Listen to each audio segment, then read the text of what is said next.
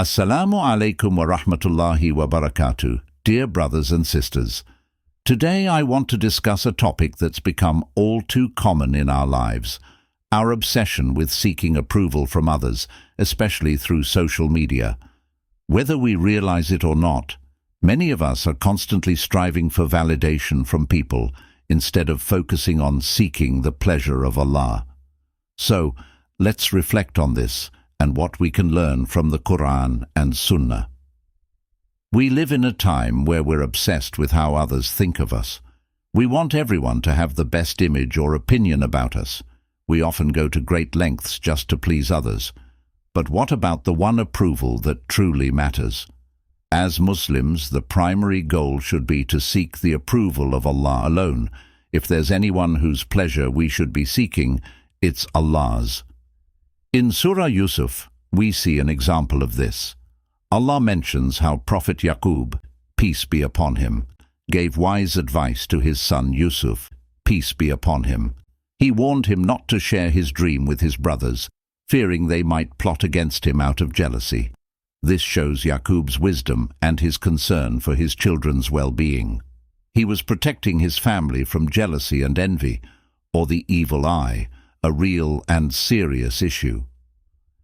From this story we learn about the reality of the evil eye, something even the Prophet Muhammad, peace be upon him, confirmed. But today we find ourselves so caught up in seeking compliments and validation from others, especially online.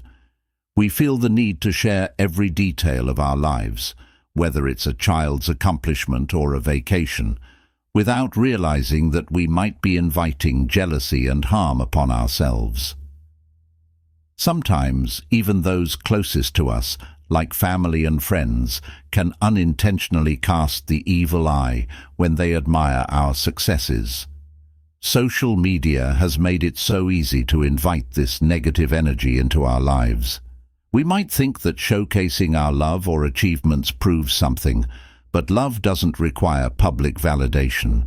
So, whose approval are we really trying to gain when we share intimate moments or personal milestones?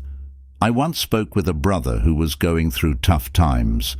When I looked at his social media, I noticed he was sharing every detail of his life online. My advice to him was simple: stop sharing everything. By constantly posting our lives for others to see, we unknowingly expose ourselves to envy. The Prophet, peace be upon him, gave us practical advice to protect ourselves from such harm. Even in our relationships, some people feel the need to prove their love publicly through posts, thinking it will strengthen their bond.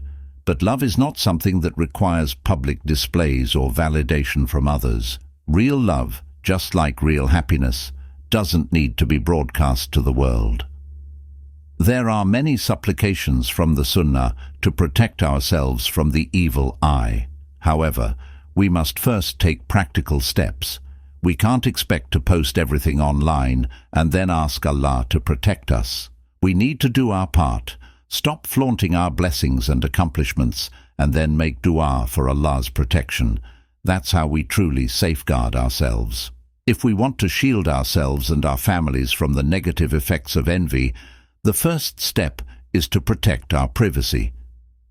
It's okay to feel happy and blessed, but not everything needs to be shared with the world. Let's commit to doing our part, then recite our du'as, trusting that Allah will protect us. Jazakallahu khair for tuning in today. Let's remind ourselves to seek Allah's approval before anyone else's.